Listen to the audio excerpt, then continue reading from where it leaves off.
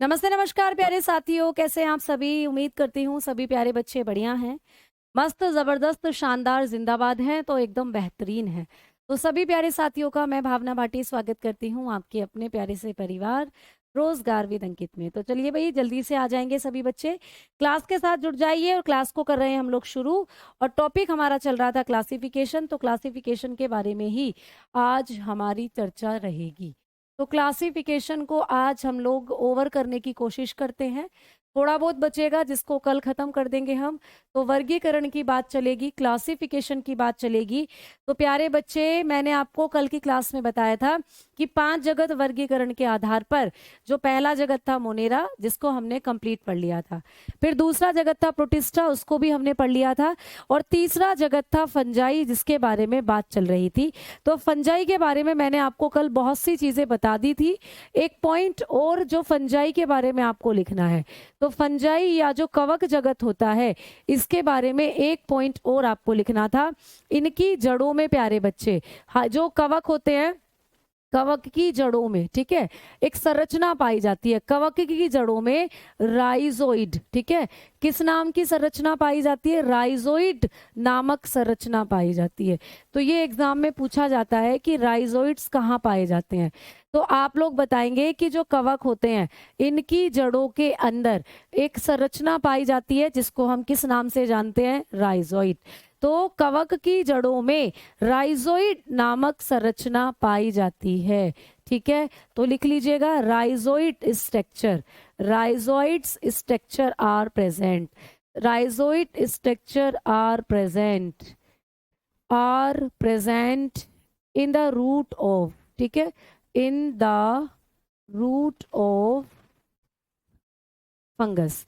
तो फंगस जो होते हैं इनकी जड़ों के अंदर एक संरचना पाई जाती है जिसको हम कहते हैं राइजोइड्स।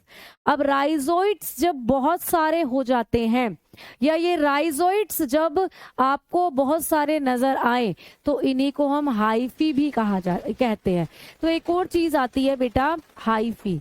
हाइफी कहाँ पाए जाते हैं? तो आप लोग बताना कि हाइफी नामक संरचना भी, हाइफी जो होते हैं ये भी पाए जाते हैं कवक के अंदर ही, ठीक है। तो कई बार आपको ये भी पूछता है कि हाइफी कहाँ पाई जाती हैं, तो हाइफी भी कवक में पाए जाते हैं, ठीक है। तो कवक में पाई जाने वाली 2 संरचनाएं याद रखना, एक तो राइजोइड और एक प्यारे बच्चे, ठीक है, कवक में पाए जाते हैं। तो 2 संरचनाएं आपको याद रखनी है, एक हाइफी और एक राइजोइड। दोनों से एक क्वेश्चन आ सकते हैं कि राइजोइड किसके अंदर पाई जाने वाली संरचना है? कवक में। हाइफी किसके अंदर पाई जाने वाली संरचना है? कवक में। चलो तुम्हें हाइफी दिखाती हूँ बेटा, ठीक है, हाइफी दिखाती हूँ मैं आप लोगों को कि हाइफी कैसे दिखते हैं। तो कवक के अंदर पाई जाने वाली जो संरचना होती है हाइफी, ये छोटे छोटे, देखो इस तरीके की ये संरचनाएं होती हैं जो हाइफी होती हैं। अब ये हाइफी किसके अंदर मिलती हैं देखने को? तो कवक के अंदर मिलती हैं आपको, इन्हीं पर स्पोर्स लगते हैं बेटा। तो ये जो संरचना आपको दिख रही है ये है हाइफी, ये पूरी संरचना हाइफी है। इसी हाइफी को आप माइसीलम के नाम से भी जानते हो, माइसीलम। ये भी पूछा जाता है कि बहुत सारी हाइफी जब एक साथ इकट्ठा हो जाती हैं, बेटा देखो ये हाइफी है, ये हाइफी है, ये हाइफी है, ये हाइफी है, ठीक है। तो बहुत सारी हाइफी, मैनी, बहुत सारी हाइफी जब इकट्ठा हो जाती हैं तो उनको हम लोग किस नाम से जानते हैं? तो बहुत सारी हाइफी जब एक साथ इकट्ठा होगी तो उसको माइसीलियम कहते हैं। तो आपको जस्ट इतना याद रखना है कि कवक के अंदर हाइफी और राइजोइड नामक संरचनाएं पाई जाती हैं। मैम हाइफी जब बहुत सारी हो तो उनको क्या कह देते हैं? जब बहुत सारी हाइफी हो तो उनको माइसीलम कह देते हैं, ठीक है। हाइफी के अंदर ही स्पोर्स बनते हैं बेटा, हाइफी नामक संरचना में ही बीजाणु बनते हैं। तो ये भी आपको पूछ सकता है कि कवक के अंदर बीजाणु कहाँ बनते हैं? तो स्पोर फॉर्मेशन जो होगा वो हाइफी नामक संरचना में होता है, कवक के अंदर। तो बीजाणु बनते हैं हाइफी नामक संरचना में, देखो ये बन रहे बीजाणु। तो इतना आपको याद रखनी है चीजें, ठीक है। चलो, तो आगे अब आप लोग बढ़ेंगे। कवक के एग्जाम्पल मैंने आपको बताई दिए थे, ईस्ट हो गया, मशरूम हो गया प्यारे बच्चे, और रोटी को सड़ाने वाला कवक कभी पूछे तो एक और एग्जाम्पल आप लोग यहाँ ऐड कर लेंगे। तो कवक के एग्जाम्पल की बात करेंगे तो ईस्ट हो जाता है, ईस्ट जिसको हम खमीर कहते हैं। ठीक है बेटा, मशरूम हो जाएगा, मशरूम का आप खाते भी हो, मशरूम हो गया। ठीक, और आप लोगों से पूछ लेगा मैम और कौन सा होगा, तो राइजोबियम। ठीक है, राइजोबियम तो बैक्टीरिया होता है, आप लोग बताओगे राइजोपस। ठीक है, राइजोपस, राइजोपस, तो राइजोपस भी एक कवक है बेटा, राइजोपस। राइजोपस को किस नाम से जाना जाता है, तो राइजोपस जो कवक होता है यही तुम्हारे किचन में जो रोटी होती है उसको सड़ाता है बेटा। तो इसको ब्रेड मोल्ड भी कहते हैं। क्या कहते हैं इसको, ब्रेड मोल्ड, यानी रोटी को सड़ाने वाला कवक है ये रोटी को सड़ाता है। आपकी किचन में जब रोटी कई दिनों की हो जाती है तो प्यारे बच्चे उस पर एक कवक लग जाता है, वही है राइजोपस कवक। तो रोटी को सड़ाने वाला कवक कौन सा होता है, आप बताएंगे राइजोपस। तो ये कवक के कुछ उदाहरण हो जाते हैं। अब हम चल रहे हैं अगली क्लास की मतलब अगले पॉइंट की तरफ। फंजाई के बाद जो तीसरे के बाद चौथा जगत आएगा वो कौन सा है, तो प्लांटी। तो बेटा आ जाइए, चौथे जगत की बात करेंगे, प्लांटी की। अब प्लांटी यानी कि पादप। अब पादपों के बारे में तो आप सब कुछ जानते हो। पादप कैसे हैं प्यारे बच्चे, तो पादपों के अंदर पोषण की जो विधि होती है वो क्या होती है, पादपों में जो पोषण होता है, पादपों में जो न्यूट्रिशन होता है वो किस प्रकार पहुंचता है, तो आप बताएंगे पादप होते हैं स्वपोषी। भाई पादप तो अपना खाना खुद बनाते हैं, स्वपोषी हैं। पादप होते हैं ऑटोट्रॉफिक, ऑटोट्रॉपिक नेचर के होते हैं जो प्लांट होते हैं। तो प्लांट अपना खाना खुद बनाते हैं। तो आपको पूछ लेगा कि पादप किस प्रक्रिया द्वारा खाना बनाते हैं, कौन सी प्रक्रिया है जिसके द्वारा खाना बनाते हैं प्लांट, तो प्रोसेस की अगर बात करेंगे तो प्रोसेस है प्रकाश संश्लेषण। तो पौधे प्रकाश संश्लेषण की क्रिया के द्वारा अपना खाना बनाते हैं। ठीक है, प्रकाश संश्लेषण करते हैं जो पादप होते हैं। आपको ये सारे पॉइंट पता हैं, तो भाई आगे अब मैं बढ़ रही हूँ। फोटोसिंथेसिस करते हैं जो प्लांट होते हैं, फोटोसिंथेसिस का प्रोसीजर करते हैं जो प्लांट होते हैं। ठीक है बेटा, समझ में आई बात। नमस्कार नमस्कार, आवाज सभी को आ रही है ना मेरी, कोई समस्या है नहीं। थोड़ा सा आज मैं स्पीड में इसलिए चल रही हूँ क्योंकि ये टॉपिक आपका खत्म करना है बेटा। ठीक है, हाँ, सांप की छतरी भी यही होता है, मशरूम जो होता है। अब आ जाओ आगे बात करते हैं। तो प्लांट्स के एग्जाम्पल आपको पूछ ले कि मैम कौन कौन है जो प्लांट होते हैं। प्लांट के बारे में मैं आपको बॉटनी वाला जब सेक्शन पढ़ाऊंगी तो वहां हम सारा पेड़ पौधों के बारे में ही पढ़ेंगे, तो पूरा बॉटनी डिटेल में वहां पे मैं आपको करा दूंगी। फिलहाल आपको एग्जाम्पल पूछ ले तो बताना शैवाल। भाई शैवाल किस कैटेगरी में रखी गई है, तो बताओगे प्लांट जगत में आती है शैवाल। ठीक है, तो शैवाल हो गई। और जितने भी आप अपने आसपास पौधे देखते हो बेटा, आम, नीम, तुलसी, घास, मक्का, गेहूं, सब के सब प्लांट है। तो प्लांट के एग्जाम्पल ये मोस्टली बच्चे को नहीं पता होता, तो इसको लिख लीजिएगा। बाकी प्लांट के एग्जाम्पल क्या हैं वो आप सभी जानते हैं। ठीक है भाई, ठीक प्यारे बच्चे, ठीक। आ जाओ, अब हम चलते हैं पांचवें जगत की तरफ जो है एनिमेलिया यानी कि जंतु। तो पांचवा जगत है भाई जंतुओं का, जिसको कहते हैं एनिमेलिया या एनिमल जो किंगडम है उसके बारे में बात करेंगे। तो इसमें क्या आते हैं जंतु, और जंतुओं में जो पोषण होता है वो कैसा होता है, तो जंतुओं में जो न्यूट्रिशन का प्रोसीजर होगा, जंतु जो न्यूट्रिशन करते हैं वो करते हैं प्यारे बच्चे किसके द्वारा, आप बताओगे जंतु होते हैं परपोषी। जंतु होते हैं परपोषी, हेट्रोट्रोफिक, यानी अपना खाना खुद नहीं बनाएंगे, अपना खाना खुद नहीं बनाएंगे। हेट्रोट्रोपिक होते हैं, अपने खाने के लिए दूसरों पर डिपेंड रहते हैं। ठीक है, हेट्रोट्रोपिक नेचर के होते हैं जो जंतु होते हैं। जैसे हम लोग अपने खाने के लिए किस किस पर डिपेंड करते हैं भाई? हमारा खाना या तो पादपों से आता है, हम फल और सब्जियां खाते हैं, तो या तो हमें हमारा खाना पादपों से मिलता है या हमें खाना हमारा दूसरे जंतुओं से मिलता है। जो हम मांस या मछली खाते हैं, मांस मछली हो गया, दूध हो गया, अंडे हो गया, घी हो गया, ये सब हमें जानवरों से मिलता है। तो जब हम साग और सब्जियां खा रहे हैं तो प्लांट से हमें मिल रही है, और जब हम मांस या घी या दूसरी मांसाहारी चीजें खा रहे हैं तो वो हमें जंतुओं से मिल रही है। तो हमारा जो मेन खाने का न्यूट्रिशन का सोर्स है वो पादप और जंतु है, इसलिए हम होते हैं हेट्रोट्रोफिक नेचर के। ठीक है प्यारे बच्चे, अब जंतु जो होते हैं इनके बारे में और क्या पढ़ना है? इनका एग्जाम्पल आप सभी को पता है, इनका उदाहरण आप सभी को पता है भाई। जितने भी आप जंतु देखते हो, जैसे कि आपको कुत्ता, बिल्ली, घोड़ा, गधा, गाय, कछुआ, सांप नजर आते हैं, सब जंतु हैं। लेकिन जो आप नहीं जानते वो है स्पंज। तो कभी भी पूछे स्पंज क्या होते हैं, तो स्पंज एक प्रकार के जंतु हैं। ठीक है, आपको पूछे हाइड्रा क्या है, हाइड्रा एक प्रकार का जंतु है बेटा। ठीक है, आपको पूछे अमीबा पैरामीशियम किसमें रखे गए हैं, तो अमीबा पैरामीशियम भी जंतु की कैटेगरी में ही आते हैं बेटा, और आप लोग उनको पढ़ ही चुके हो। अमीबा पैरामीशियम, इसको आप यहाँ ना लिखें तो, लेकिन फिर भी मैंने आपको बता दिया कि ये आते तो कौन से जगत में है, प्रोटिस्टा में, लेकिन है ये जंतु ही, प्लांट नहीं है। ठीक है, और एग्जाम्पल अगर आप लिखना चाहते हो तो बेटा केंचुआ वगैरह किस जगत में आएंगे, जंतु जगत में आते हैं। अर्थवर्म, तो ये कुछ चीजें थी नॉर्मल सी जो आपको पेपर में पूछ ली जाती हैं कि जंतु जगत में स्पंज क्या है, ऐसे क्वेश्चन आ जाता है। हाइड्रा क्या है, एक पादप है, जंतु है, या एक तरीके का कवक है, ऐसे आ जाता है, तो हाइड्रा एक जंतु है। तो ये ऐसे एग्जाम्पल हैं जो आपको नहीं पता होते, अब आप इनके बारे में जान चुके हो। तो क्वेश्चन एग्जाम में पूछेगा कि स्पंज क्या है, जंतु जगत में स्पंज क्या है, तो आप बता दोगे कि स्पंज एक प्रकार के जंतु की कैटेगरी में आने वाले जंतु है। ठीक है, तो अब इनके बारे में हम सब पढ़ेंगे आगे चलकर। तो इस प्रकार ये 5 जगत आप लोगों ने पढ़ लिए हैं बेटा। ठीक है, माइक सही नहीं है मैम, वॉइस प्रॉब्लम हो रही है बेटा, ये वॉइस की प्रॉब्लम रात से ही हो रही है, पता नहीं इस माइक में अब क्या दिक्कत आ गई है, ये माइक की प्रॉब्लम।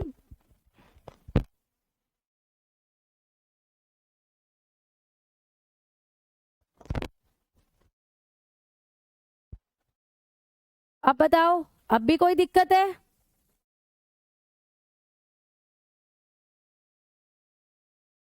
ठीक है, हिमांशु जी बेटा कोई किसी को धोखा नहीं देता, ये सब हमारी सोच होती है। इतना काबिल बनो कि आपको वो सोचे कि इस इंसान को मैंने क्यों छोड़ दिया, तो इतना काबिल बनो। ठीक है, अपने इतनी मेहनत करो, सक्सेसफुल हो। अब आपके पास एक ही रास्ता है, इतना ज्यादा सक्सेसफुल हो जाओ कि दूसरे लोग आपको देखकर ये कहें कि काश ये हमारी लाइफ में होता। तो प्यारे बच्चों, आवाज की अब क्या दिक्कत आ रही है जल्दी से बताओ। ठीक है, अब समझ में आ रही है? स्पंज होते हैं रसगुल्ले भैया, स्पंज रसगुल्ले नहीं है, स्पंज एक तरीके के जंतु हैं, दिखाऊंगी। आ जाओ तो भाई, अब आप लोगों को मैं बताती हूँ कि वर्गीकरण का आधार क्या है, या वर्गीकरण को जब किया गया था तो किस बेस पर वर्गीकरण किया गया था। वर्गीकरण का क्रम, वर्गीकरण किस क्रम में किया जाता है? ठीक है, सीक्वेंस ऑफ क्लासिफिकेशन, क्लासिफिकेशन का सीक्वेंस क्या है बेटा? तो जब भी हम किसी भी जंतु का, किसी भी जीव का वर्गीकरण करते हैं तो सबसे पहले हम लोग जो लेते हैं वो है किंगडम। तो जंतु जगत के अंदर, या जब भी हम जंतुओं का, या जब भी हम जीवों का, जंतुओं का छोड़ो, जब भी हम जीवों का वर्गीकरण करते हैं तो प्यारे बच्चे वर्गीकरण का कुछ तरीका है, सीक्वेंसेस होते हैं। तो सबसे पहले नंबर पर आता है किंगडम। आपको पेपर में पूछ लेगा कि जब भी हम वर्गीकरण करते हैं तो इसकी पहली इकाई क्या है, तो पहली इकाई है किंगडम। ठीक है, पहले आप लिख लो, फिर मैं एक ट्रिक से बताती चलूंगी इसको। ठीक है, चलो, फिर इसके बाद आता है भाई फाइलम, दूसरी है फाइलम। किंगडम को कहते हैं हिंदी में जगत, और प्यारे बच्चे फाइलम को कहते हैं हिंदी में संघ। ठीक है, इसके बाद जो अगली इकाई आती है वो आती है बेटा क्लास। अगली इकाई आती है क्लास, जिसको हम कहते हैं वर्ग। ठीक है, या कुल आप लोग बोल देते हो वर्ग।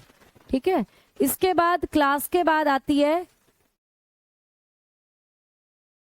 ठीक है, इसके बाद आता है ऑर्डर, इसके बाद आएगा ऑर्डर। ठीक है, ऑर्डर जिसको आप लोग क्या बोलते हो, जिसको आप लोग हिंदी में, ये ऑर्डर होगा भाई, ये कुल है ना, क्लास। कुल मतलब किस क्लास से है, किस, कुल तो वंश हो जाता है। जो क्लास है ना, इसको आप हिंदी में क्या लिख सकते हो, अभी आप पहले इंग्लिश में लिख लो, फिर मैं एक एक करके हिंदी में बताऊंगी इसको, ठीक है। चलो, ऑर्डर के बाद आता है प्यारे बच्चे फैमिली। मैं और थोड़ा छोटा करके बता रही हूँ जिससे एक ही सीक्वेंस में आ जाए चीजें। ऑर्डर के बाद आता है फैमिली, ठीक है, फैमिली, फैमिली, ठीक है। फैमिली के बाद आता है प्यारे बच्चे, देखो, किंगडम हो गया, फाइलम हो गया, क्लास हो गई, ऑर्डर हो गया, फैमिली हो गई, ठीक है। अब इसके बाद आता है जीनस, इसके बाद आएगा जीनस, इसको आप हिंदी में वंश बोलते हो, जीनस, ठीक है। और बेटा जीनस के बाद आता है स्पीशीज, जीनस के बाद आता है स्पीशीज, जिसको आप हिंदी में बोलते हो प्रजाति, स्पीशीज जिसको आप हिंदी में बोलते हो प्रजाति, ठीक है। तो आ जाओ, अब मैं आप लोगों को बता देती हूँ कि मैम सबसे पहले आ गया जगत, फिर आ गया संघ, ठीक है, फिर इसके बाद आ जाता है कुल, ऑर्डर जिसको आप कुल कहते हो, और क्लास जिसको आप वर्ग कहते हो, ठीक है, वर्ग कौन सी क्लास से है, कौन सी वर्ग से है, और फैमिली जो हो जाती है।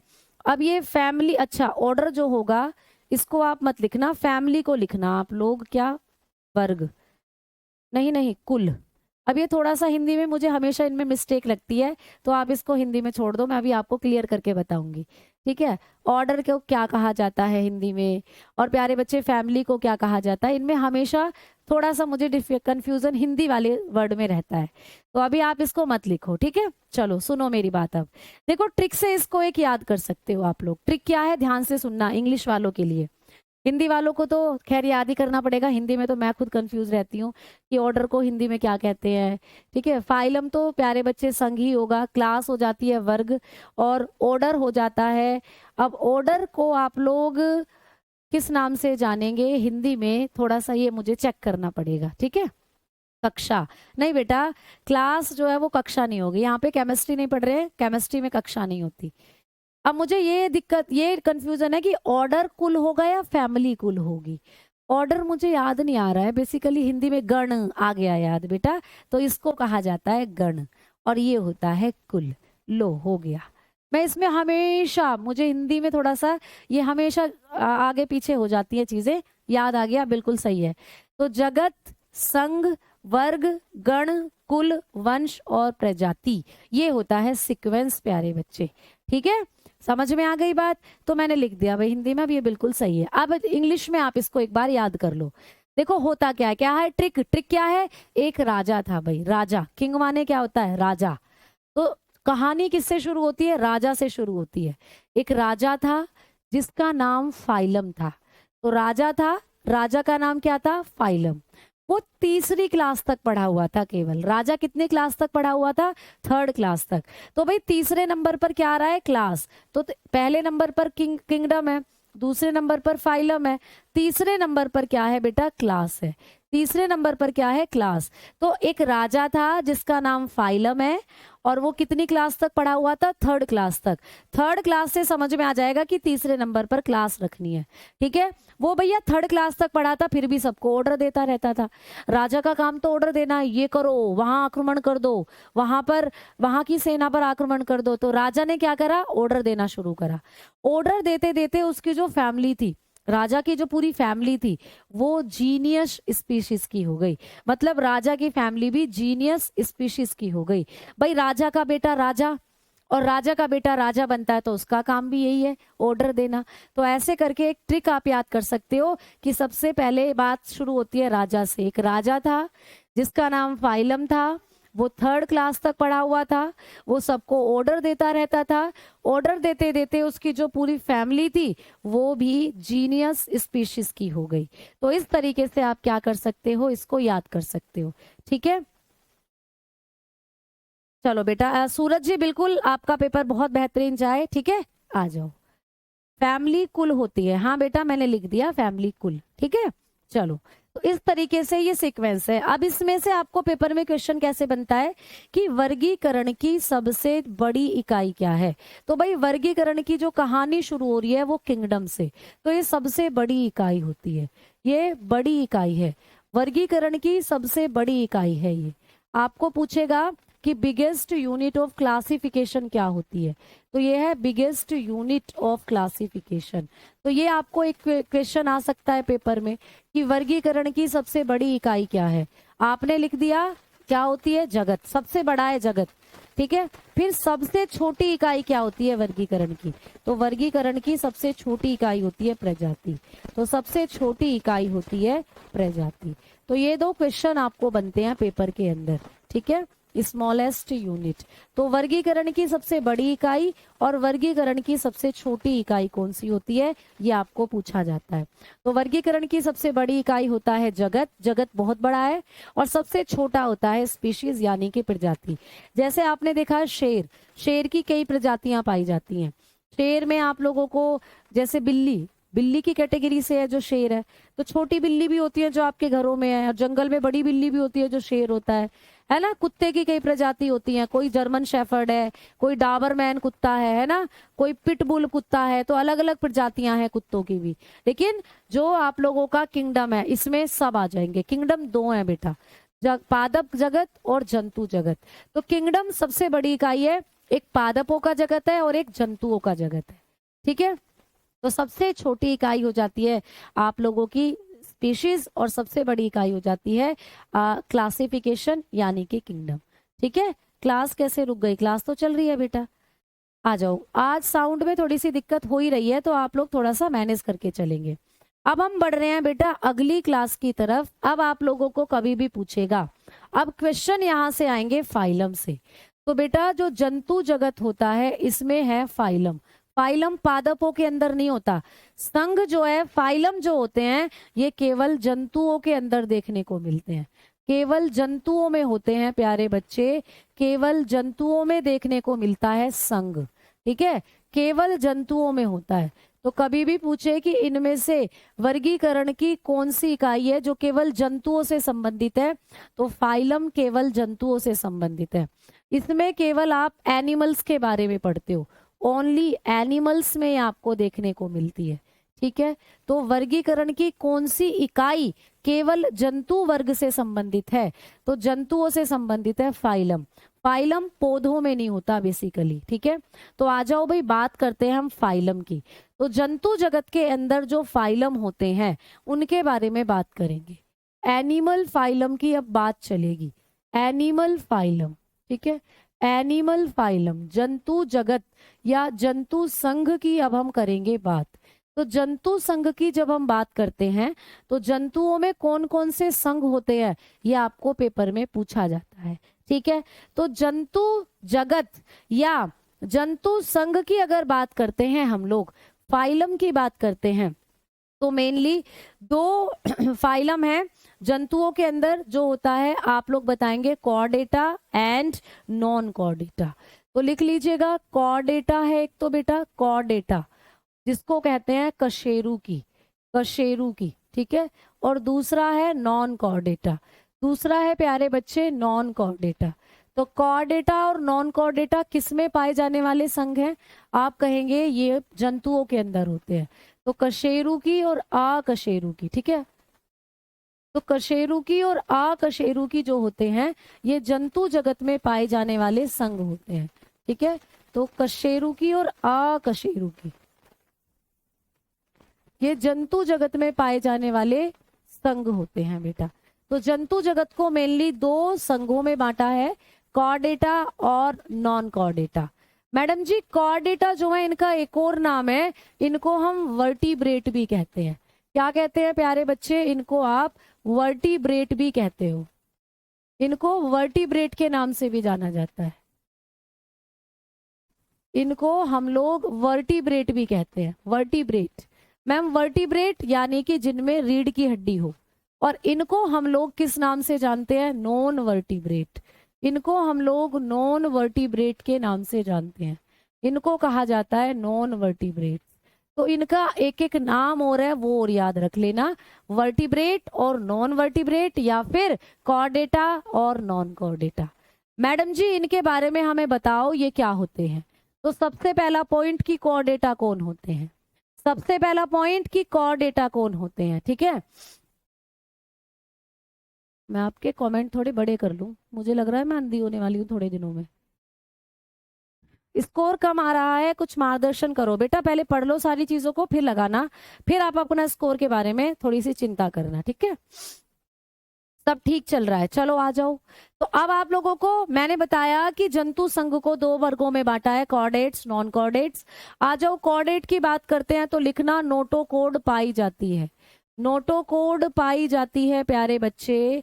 आप लोगों को पूछेगा कि कॉर्डेटा क्या होते हैं तो बताना जिनमें नोटोकॉर्ड पाई जाती है, तो लिखोगे नोटोकॉर्ड इज प्रेजेंट। क्वेश्चन आता है कि कॉर्डेटा वर्ग के जंतुओं में किसकी उपस्थिति के कारण ये कॉर्डेटा है, तो नोटोकॉर्ड की उपस्थिति के कारण, नोटोकॉर्ड इज प्रेजेंट। इनके अंदर नोटोकॉर्ड पाई जाती है। अभी घबराओ मत, समझाऊंगी क्या होती है नोटोकॉर्ड। यहां लिख लो नोटोकॉर्ड इज एब्सेंट, नोटोकॉर्ड इनमें नहीं होती है, नोटोकॉर्ड इज एब्सेंट, इनके अंदर नोटोकॉर्ड नहीं होती। तो एग्जाम में पूछ ले कि नोटोकॉर्ड किस में पाई जाती है तो बताना कॉर्डेटा में, ठीक है। नॉन कॉर्डेटा में नोटोकॉर्ड नहीं पाई जाती। समझ में आ गई बात। अब प्रश्न है कि मैम नोटोकॉर्ड होती क्या है, तो जब तुम अपनी माता के गर्भ में थे प्यारे बच्चे, जब आप सभी अपनी माता के गर्भ में थे तो आपका जब विकास हो रहा था, तो जहां आपकी रीढ़ की हड्डी है बेटा, आज जहां पर आपकी रीढ़ की हड्डी है ना, ये जहां पर आपकी वर्टिब्री है आज, यहीं पर एक संरचना पाई जाती थी। आप जब अपनी मम्मी के पेट में थे और आपका विकास हो रहा था, जहां आपकी रीढ़ की हड्डी है यहाँ पर इस तरीके की एक संरचना पाई जाती थी। इसमें भरा हुआ था एक लिक्विड, इसमें भरा हुआ था एक तरल। तो यहाँ पर एक तरल भरा हुआ था, लिक्विड भरा हुआ था। जैसे जैसे आप बड़े हुए, जैसे जैसे माता के पेट में आपका विकास हुआ, पहले आप 1 महीने के थे, फिर आप 2 महीने के थे अपनी मम्मी के पेट में, फिर आप 3 महीने के, 4 महीने के, धीरे धीरे जब आप 9 महीने के प्रोसीजर तक पहुंचे तो आपकी जो रीढ़ की हड्डी है वो पूर्ण रूप से सख्त हो चुकी थी। लेकिन जब आप भ्रूणीय अवस्था में थे, जब आप 1 महीने के थे या आप 2 महीने के थे, तो जहां आपकी रीढ़ की हड्डी है वहां ऐसे करके एक तरल भरा हुआ था, तो इसी संरचना को कहा जाता है नोटोकॉर्ड। तो जब हमारी रीढ़ की हड्डी बन रही थी तो उस बनने वाली संरचना को ही कहा जाता है नोटोकॉर्ड। तो इस नोटोकॉर्ड से ही हमारी रीढ़ की हड्डी बनी है बेटा। तो जिनके अंदर रीढ़ की हड्डी पाई जाती है वो होते हैं कशेरुकी, ऐसा समझ लो। जिनके अंदर रीढ़ की हड्डी पाई जाती है वो कशेरुकी हैं, और जिनमें रीढ़ की हड्डी नहीं पाई जाती वो अकशेरुकी कैटेगरी में आते हैं। ठीक है, समझ में आ गई बात, क्लियर? ठीक है भाई, क्लास तो लगानी पड़ेगी बेटा बायोलॉजी की। आ जाओ, अब आगे बात कर रहे हैं। तो आपने समझ लिया कि नोटोकॉर्ड एक संरचना है जो हमारी रीढ़ की हड्डी को बनाती है। तो रीढ़ की हड्डी, नोटोकॉर्ड आगे चलकर रीढ़ की हड्डी बनाती है। तो रीढ़ की हड्डी जिनमें है वो कशेरुकी, जिनमें नहीं है वो अकशेरुकी। दूसरा पॉइंट, अगर हम बात करते हैं हार्ट की, कि भाई जो कॉर्डेट होते हैं इनमें हृदय कहाँ होता है, तो इनके अंदर हृदय पाया जाता है वेंट्रिकल। इनके अंदर जो हृदय है वो वेंट्रिकल है, अग्रभाग में होता है इनका हृदय, अग्रभाग में होता है बेटा इनका हृदय। तो इनके अंदर जो हृदय होता है वो कहाँ है, अग्रभाग में होता है। जबकि नॉन कॉर्डेट की अगर बात करते हैं तो इनके अंदर जो हृदय होता है, इनके अंदर हृदय कहाँ होता है, पृष्ठ भाग में होता है। इनके अंदर जो हृदय है पृष्ठ भाग में होता है। ठीक है, तो ये भी पूछेगा कि नोटोकॉर्ड के अंदर हृदय कहाँ होता है, ये नॉन कॉर्डेटा के अंदर हृदय कहाँ होता है, कॉर्डेटा के अंदर हृदय कहाँ होता है, तो बताना heart is dorsal, heart is dorsal. इनके अंदर जो हार्ट होता है वो डॉर्सल होता है बेटा, यानी इनका जो हृदय है वो इनके शरीर के पिछली तरफ मिलेगा। कैसे मिलेगा, जैसे कि मैं आप सीधी खड़ी हुई हूँ, ठीक है, तो भाई मेरे शरीर के अगर ऐसे आप मतलब 2 हिस्से करोगे ऐसे, तो एक हिस्सा मेरा आगे वाला आएगा, एक हिस्सा मेरा पीछे वाला आएगा। तो मेरा जो दिल है वो मेरे अगले वाले हिस्से में आएगा। जैसे कि मैं कहूँ कि पिछले वाले हिस्से में क्या आएगी, मेरी रीढ़ की हड्डी, तो आगे की तरफ मेरा दिल है और पीछे की तरफ मेरी रीढ़ की हड्डी। तो मैं हूं कॉर्डेटा के अंदर, मेरे अंदर रीढ़ की हड्डी है, तो दैट्स मीन मैं कॉर्डेटा में आती हूँ। तो कॉर्डेटा में जो दिल होता है वो वेंट्रिकल होता है, आगे की तरफ होता है, जबकि नॉन कॉर्डेटा में जो दिल होता है वो पीछे की तरफ होता है। ठीक है, आ जाओ अगले डिफरेंस की तरफ बढ़ लिया जाए। अगला डिफरेंस क्या है कॉर्डेटा और नॉन कॉर्डेटा में, तो यहाँ पर एक बार फिर से मैं कॉर्डेटा लिख रही हूँ जिसको आप कशेरुकी कहते हो, और फिर से मैं एक बार अकशेरुकी नॉन कॉर्डेट्स लिख रही हूँ। नॉन कॉर्डेटा, नॉन कॉर्डेटा यानी कि अकशेरुकी, अकशेरुकी। तो भाई अगला डिफरेंस क्या है मैम तीसरे नंबर पर? तो आपको कभी भी पूछेगा कि कॉर्डेटा में जो हमारा तंत्रिका तंत्र होता है वो कैसा होता है, तो तंत्रिका तंत्र जो होता है हम लोगों का वो डोर्सल होता है। तंत्रिका तंत्र पृष्ठ भाग में होता है, पृष्ठ भाग में तथा खोखला होता है। हमारा जो तंत्रिका तंत्र है वो पृष्ठ भाग में होता है और खोखला होता है। ठीक है, समझ में आ गई बात? तो आपको पेपर में पूछेगा कि जो कॉर्डेट होते हैं इनमें तंत्रिका तंत्र कहाँ होगा और कैसा होगा। तो हमारा तंत्रिका तंत्र पीछे की तरफ है और खोखला है। तो लिखेंगे आप लोग बताना नर्वस सिस्टम। हमारा जो नर्वस सिस्टम है, नर्वस सिस्टम इज डॉर्सल। हमारे अंदर नर्वस सिस्टम क्या होता है? डॉर्सल, डॉर्सल यानी पीछे की तरफ, डॉर्सल एंड होलो यानी कि खाली होता है। ठीक है, जबकि इनकी बात करोगे आप लोग तो इनका जो तंत्रिका तंत्र है वो अग्रभाग में होता है, तंत्रिका तंत्र अग्रभाग में होता है।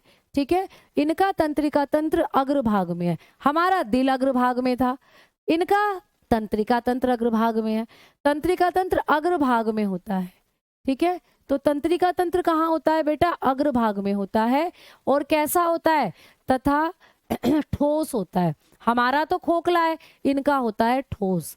तो इनका तंत्रिका तंत्र कैसा होगा तो बताओगे नर्वस सिस्टम इज, इनका जो नर्वस सिस्टम होता है, नर्वस सिस्टम इज वेंट्रिकल।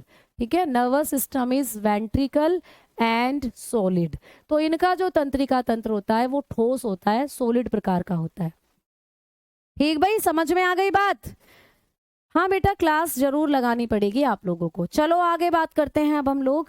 अब आपको पूछ ले कि कॉर्डेट्स जो होते हैं इनका और क्या पॉइंट है जो आपको पढ़ना है। तो भाई कॉर्डेट्स में पाई जाती है post anal tail, post anal tail is present, post anal tail is present. ठीक है, post anal tail is present. भाई आपके अंदर जब आप माता के गर्भ में थे तो आपके अंदर पूंछ जैसी एक संरचना बनी थी। ठीक है, post anal tail is present, सीधा लिख दिया। तो बेटा पश्च पृष्ठ पूंछ पाई जाती है। तो कॉर्डेट्स में पृष्ठ पूंछ पाई जाती है बेटा, यानी कि आपके अंदर जब आप माता के गर्भ में बन रहे थे तो एक पूंछ जैसी संरचना थी। चलो दिखाती हूँ, पोस्ट एनल टेल दिखाती हूँ तुम्हें। तुम्हारी पूंछ जो अब नहीं है, कई बच्चों में अभी भी आ रही है, post anal tail. Post anal tail जो है बच्चों के अंदर जो पाई जाती है, तो पोस्ट एनल टेल जो आपको देखने को मिलती थी कॉर्डेट्स के अंदर, ये कैसी थी? तो एक पुच्छ नुमा संरचना जो आप लोगों के अंदर पाई जाती थी जब आप माता के गर्भ में थे। ठीक है, तो देखो ये एक संरचना है, ये एक संरचना है। जब आप अपनी माता के गर्भ में बन रहे थे तो ऐसे थे आप। ये एक भ्रूण है, ये एक फीटस है। तो ये तो तुम्हारी नोटोकॉर्ड हो गई जो रीढ़ की हड्डी बनाएगी। ठीक है, ये तुम्हारा डॉर्सल नर्वस सिस्टम हो गया, यही रीढ़ की हड्डी लेकर आती है डॉर्सल नर्वस सिस्टम। आप लोगों की जो ये बनेगी, ये तुम्हारा मुंह बनेगा बेटा, ये मुंह है तुम्हारा, और ये पीछे तुम्हारी रीढ़ की हड्डी बनेगी। अब इसमें जो तुम्हारी पोस्ट टेल थी बेटा, पोस्ट एनल टेल जो थी वो है ये वाली संरचना ये। तो जब तुम अपनी मम्मा के गर्भ में थे तो तुम्हारा जो भ्रूण था, तुम्हारा जो फीटस दिखता था वो दिखती थी एक पूंछ के जैसी संरचना, तो लास्ट में एक पूंछ सी दिखती थी। इस ऐसे भ्रूण को अगर हमें कोई दिखा रहा है ना तो हम समझ जाएंगे ये कॉर्डेटा का भ्रूण है। अगर हमें कोई ऐसा भ्रूण दिखा रहा है तो समझ जाएंगे कॉर्डेटा का भ्रूण है। ठीक है, तो याद रखोगे ये चीजें भी। तो पोस्ट एनल टेल हमारे अंदर पाई जाती थी, इसमें लिखना एब्सेंट, इनके अंदर नहीं होती थी। इनमें पोस्ट एनल टेल नहीं है, एब्सेंट अनुपस्थित। इनके अंदर पश्च पूंछ जो थी वो अनुपस्थित है। ठीक है, क्लियर? समझ में आ रही है ना चीजें, है ना? वीडियो रुक गई, आपको वीडियो तो चल रही है बेटा, मैं देख पा रही हूँ सामने। आ जाओ, अब आगे बात करते हैं हम लोग। अब फिर से मैं कॉर्डेटा और नॉन कॉर्डेटा के बारे में आपको चीजें बताने वाली हूँ। फिर से बात करेंगे कॉर्डेट्स और नॉन कॉर्डेट्स के बारे में। आइए, तो भाई नॉन कॉर्डेट और कॉर्डेट के बारे में फिर से लाइन खींच लो यहाँ पर।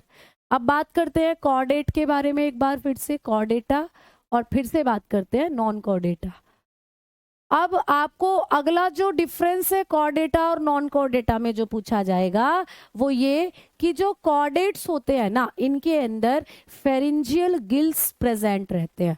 तो लिखना pharyngeal, pharyngeal gills are present, gills are present.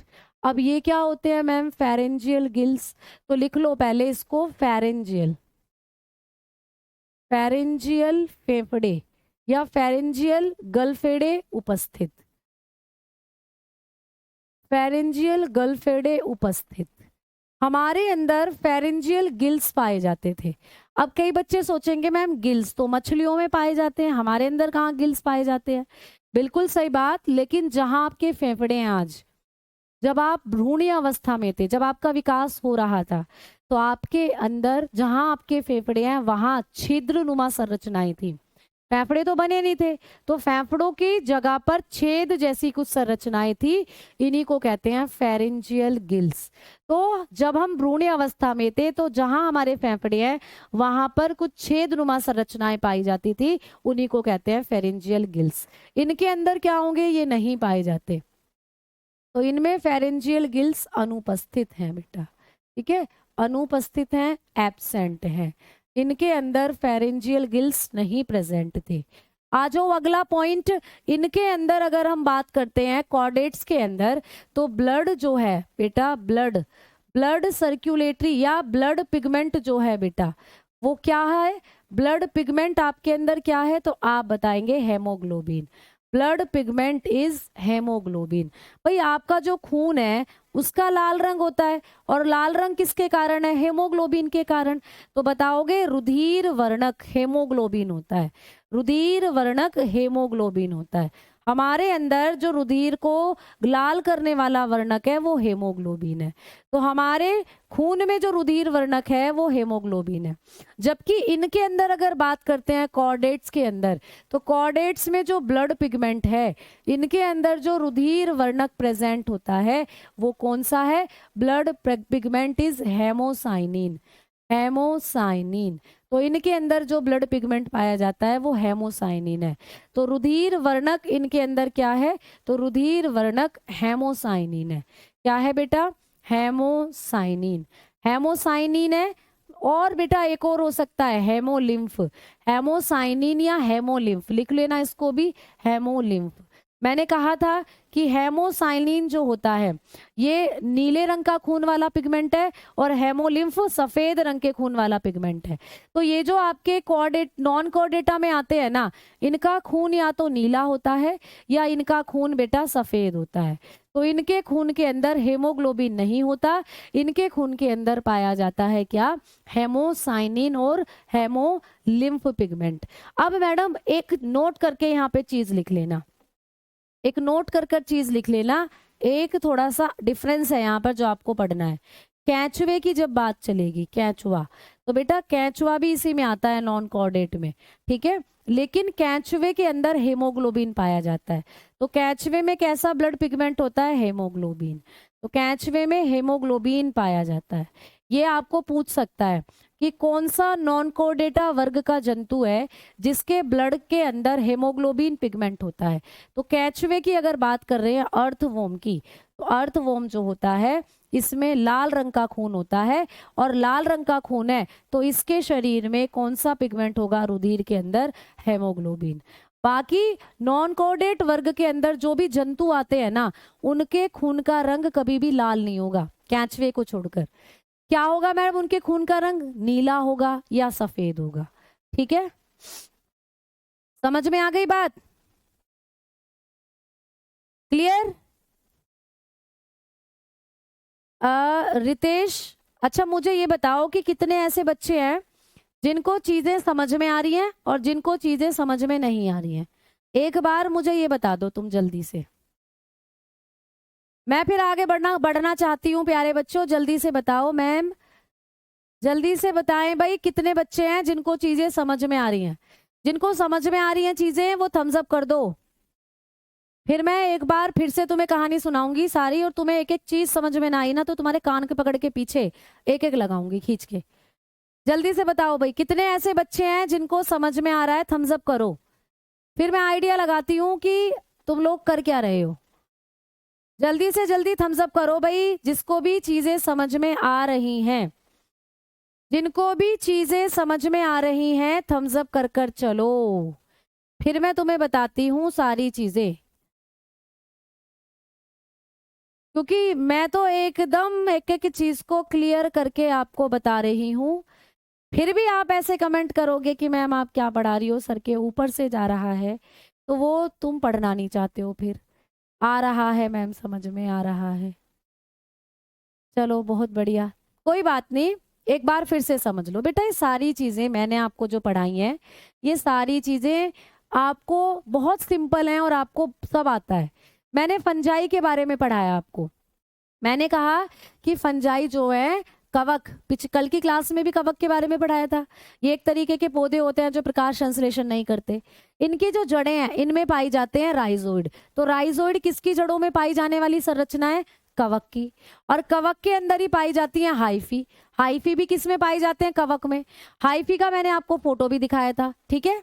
फिर हमने बात करी उदाहरण की, तो कवक का उदाहरण है खमीर, मशरूम और राइजोपस। ये राइजोपस रोटी पर लगता है बेटा, रोटी को सड़ाने वाला कवक है ये। फिर हमने बात करी थी प्लांटी की, भाई प्लांटी यानी पादप। पादपों में पोषण कैसे होता है? स्वपोषी होते हैं पादप, अपना खाना खुद बनाते हैं।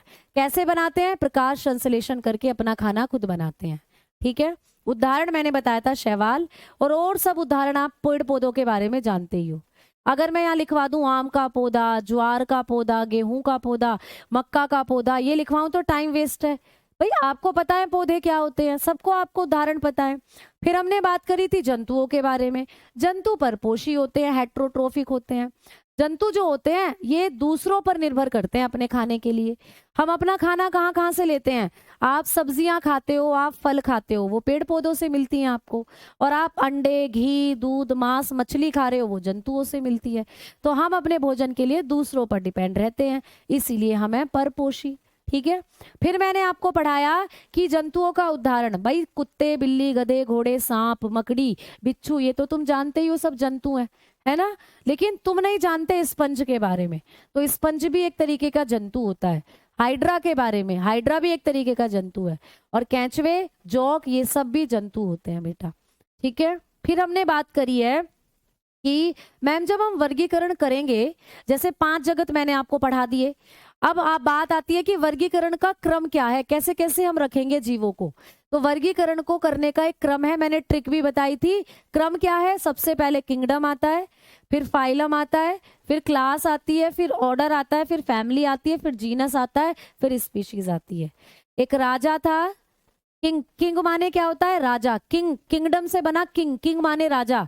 एक राजा था जिसका नाम फाइलम था, जो 3rd क्लास तक पढ़ा था, फिर भी सबको ऑर्डर देता रहता था। ऑर्डर देते देते उसकी फैमिली जीनियस स्पीशीज की हो गई, जीनियस बन गई उसकी फैमिली भी। अब स्पीशीज तो तुम जानते हो, प्रजाति, तो जीनियस प्रजाति की हो गई उसकी फैमिली। फिर हमने बात करी कि इन चारों, इस पूरे सीक्वेंस में मैम सबसे बड़ी इकाई क्या है? वर्गीकरण की सबसे बड़ी इकाई आप बता दोगे? क्लासी, ये जो किंगडम होता है, जगत, ये वर्गीकरण की सबसे बड़ी इकाई है। और वर्गीकरण की सबसे छोटी इकाई प्रजाति, वर्गीकरण की सबसे छोटी इकाई है। मैडम जी जो ये फाइलम है ये किसके अंदर आता है? तो फाइलम जंतु जगत के अंदर आता है बेटा। फाइलम पादपों में नहीं होता, ये केवल जंतुओं में होता है, ठीक है। अब देखो कि मैंने कहा था कि जगत 2 हैं, पादप जगत और जंतु जगत। तो पादप जगत में फाइलम होगा क्या? तो नहीं होगा। तो फाइलम किसके अंदर है? केवल जंतुओं में होता है, ओनली एनिमल्स के अंदर ये देखने को मिलता है। फिर हमने आगे बात करी कि मैम जो जंतुओं का जगत है यानी फाइलम की बात करी, तो जंतुओं में 2 जगत होते हैं जो मेनली आपको पढ़ने हैं। कौन कौन से फाइलम है जंतुओं में? 2, कॉर्डेटा और नॉन कॉर्डेटा। भाई कॉर्डेटा को आप लोग वर्टिब्रेट भी कहते हो और नॉन कॉर्डेटा को आप लोग नॉन वर्टिब्रेट भी कहते हो। कशेरुकी, आकशेरुकी। सबसे पहला कशेरुकी की जो सबसे पहली खासियत है, इनमें नोटोकोड पाई जाती है। नोटोकोड क्या है? मैंने कहा रीढ़ की हड्डी है नोटोकोड। तो इसमें क्या समझ नहीं आया बेटा? नोटोकोड, अमीबा किस में आएगा? अमीबा भी जंतु में ही आएगा बेटा। लेकिन अमीबा किस प्रकार का जंतु है? जो प्रोटिस्टा में रखा गया है। तो प्रोटिस्टा में रखा गया जंतु है वो अमीबा, ठीक है, समझ में आई? ठीक है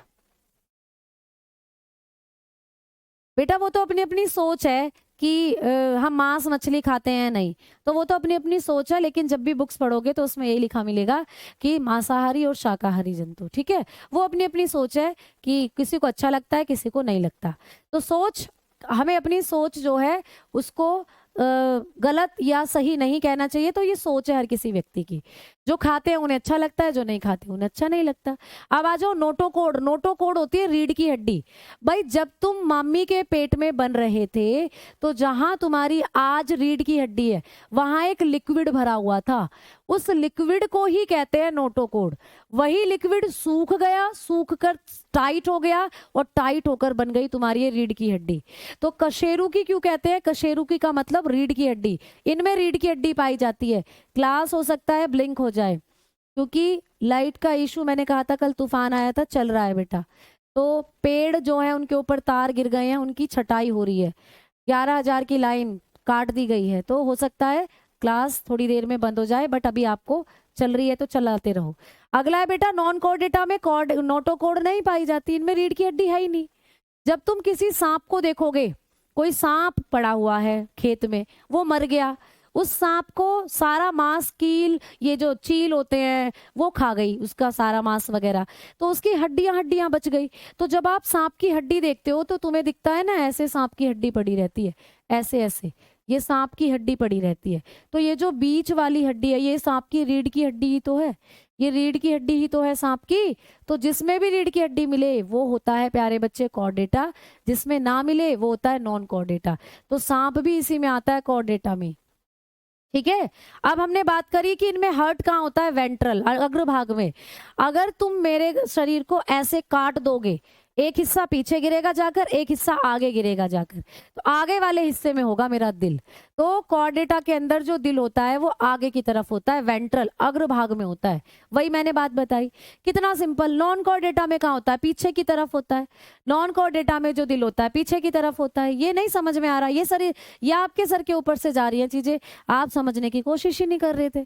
अब क्यों समझ में आ गया ये बताओ? आगे देखो, इनका जो तंत्रिका तंत्र है, भाई तंत्रिका तंत्र बनाती है हमारी रीढ़ की हड्डी। आपको पता है आपका दिमाग आपकी एक स्पाइनल कोड से जुड़ा हुआ है, यहाँ यहाँ से एक मोटी पेशी जा रही है दिमाग से, तो वो पीछे की तरफ से जा रही है ऐसे ऐसे यहाँ। तो हमारा तंत्रिका तंत्र पीछे की तरफ होता है और खोखला होता है। इनका तंत्रिका तंत्र आगे की तरफ होगा क्योंकि इनका जो दिल है वो पीछे की तरफ है और तंत्रिका तंत्र आगे की तरफ है और सॉलिड होता है, ठोस होता है। हमारे पास पोस्ट एनल टेल पाई जाती है। मैंने आपको कहा था कि जब आप अपनी मम्मी के पेट में थे तो आपका जो भ्रूण था ना उसमें एक ऐसी संरचना थी पूंछ के समान, जैसे पूंछ होती है। धीरे धीरे ये पूंछ गायब हो गई। जब आप 9 महीने के हुए धीरे धीरे ये पूंछ गायब हो गई और आप बिना पूंछ के पैदा हुए, लेकिन आपका जो भ्रूण था उसमें पूंछ देखी गई। तो कॉर्डेटा के अंदर जो भ्रूण अवस्था होती है उसमें पूंछ देखने को मिलती है, इनमें पूंछ देखने को नहीं मिलती। ठीक है, आगे बात करी कि जो कॉर्डेटा होते हैं इनके अंदर फेरिंजियल गिल प्रेजेंट होते हैं। बेटा फेरिंजियल गिल भी देख लो, ये रे, यहाँ तुम्हारे फेफड़े बनेंगे। यहाँ जब तुम 9 महीने के हो जाओगे या तुम्हारा विकास चलेगा धीरे धीरे तो यहाँ तुम्हारे फेफड़े बनेंगे। तो दिख रहा है अभी फेफड़े बने नहीं है, अभी यहाँ पर क्या है? छेद है, छेद। तो इन्हीं छेद को कहते हैं फेरिंजियल पाउचेस या फेरिंजियल गिल। तो जब आप लोग माता के गर्भ में थे, विकास कर रहे थे, तो जहां तुम्हारे फेफड़े हैं वहां पर फेरेंजियल गिल्स थे, छिद्रनुमा संरचनाएं, इन्हीं को कहते हैं फेरेंजियल गिल। तो इनमें फेरेंजियल गिल होंगे कॉर्डेटा में। तुम कॉर्डेटा में ही आते हो कि रीढ़ की हड्डी है ना तुम्हारे अंदर, तो सिंपल सी बात कॉर्डेटा में आते हो। और नॉन कॉर्डेटा में फेरेंजियल गिल नहीं थे। फिर बात करी कि ब्लड पिगमेंट, आपका जो खून है, आपने ब्लड वाला चैप्टर पढ़ लिया, आपके खून में कौन सा पिगमेंट था? हीमोग्लोबिन। उसी की वजह से तो तुम्हारा खून लाल था। तो आप कुत्ते को देखो, गाय को देखो, हिरन को देखो, बकरी, जिसमें भी रीढ़ की हड्डी है लाल रंग का खून निकलता है। तो इनके अंदर जो रुधिर का पिगमेंट है वो होता है हेमोग्लोबिन।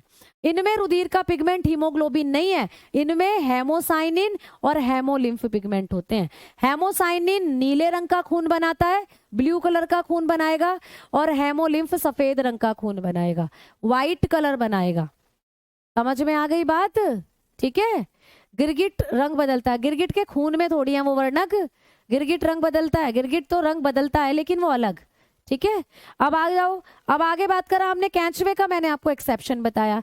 कैंचवे को कभी मार कर देखना, उस पर पैर रख जाए कैंचवे पे कभी आपका गलती से, तो उस पर लाल रंग का खून निकलता है।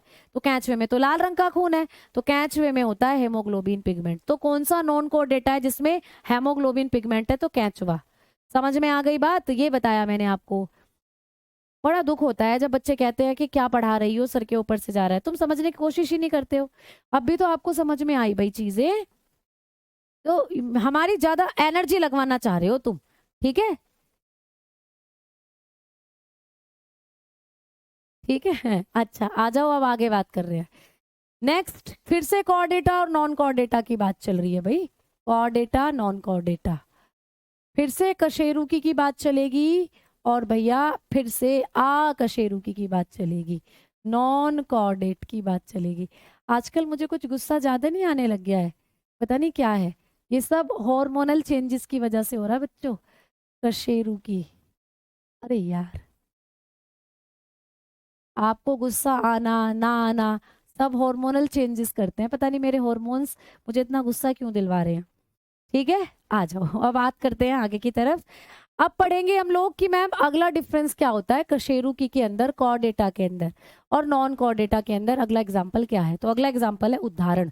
आपको पूछता है कि कॉर डेटा में कौन कौन से एग्जाम्पल हैं, कॉर डेटा के उदाहरण बताओ। तो कॉर डेटा में जो संघ आते हैं या कॉर डेटा के अंदर जो आप चीजों को पढ़ोगे वो आप पढ़ोगे मछलियां। बेटा मछलियां जो होती हैं वो कॉर डेटा में आती हैं, मछली वर्ग कॉर डेटा में आता है, ठीक है। दूसरे नंबर पर आप पढ़ोगे मैम स्तनधारी, स्तनधारी में हम आते हैं, तो स्तनधारी वर्ग भी कॉर डेटा के अंदर आता है। मैमल्स जो होते हैं जो अपने बच्चों को दूध पिलाते हैं, बच्चों को जन्म देते हैं। और तीसरे में पक्षी बेटा इसी में आते हैं, पक्षी जितने भी आप देखते हो, बर्ड्स, बर्ड्स इसी के अंदर आती हैं, बर्ड्स कॉर्डेट में आती हैं। फोर्थ नंबर पर आप देखोगे सरीसृप, सांप वगैरह जो होते हैं, तो सरीसृप इसी में आते हैं बेटा, रेप्टाइल, सांप हो गई, छिपकली हो गई, इसी में आते हैं। और पांचवें नंबर पर एम्फीबियन भी इसी में आते हैं, एम्फीबियन यानी कि उभयचर, मेंढक वगैरह जो होते हैं, ठीक है, उभयचर भी इसी में आते हैं। तो आपको पूछेगा कि कौन कौन से जगह, कौन कौन से ऐसे फाइलम हैं जो कशेरुकी के अंदर आते हैं कॉर्डेटा में। तो मछली, स्तनधारी, पक्षी, सरीसृप और उभयचर ये आते हैं कशेरुकी के अंदर कॉर्डेटा में।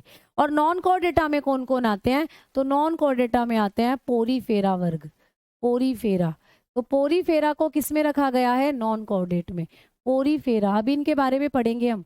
दूसरे नंबर पर आता है सिलेंट्राटा, सिलेंट्राटा, ठीक है, सिलेंट्राटा। तो सिलेंट्रेटा भी आता है इसी में, सिलेंट्राटा ओरीफेरा के अंदर आता है। फिर आता है प्यारे बच्चे टीनोफेरा, टीनोफोरा, टीनोफोरा भी इसी के अंदर आता है, टीनोफोरा, ठीक है, टीनोफोरा, टीनोफोरा भी इसी के अंदर आता है।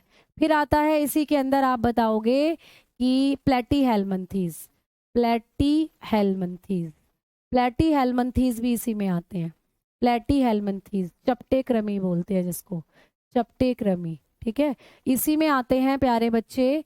आप लोग बताओगे एस्केल्मेंथीज, एस्केल्मेंथीज, ठीक है, इसी में आते हैं एस्केल्मेंथीज, ठीक है, एस्केल्मेंथीज इसी में आते हैं। इसी में आते हैं प्यारे बच्चे एनेलिडा, एनेलिडा इसी में आते हैं, एनेलिडा जो कैचवा था ना वो इसी में आएगा, एनेलिडा में। अभी एक एक करके इनको पढ़ाऊंगी। इसी में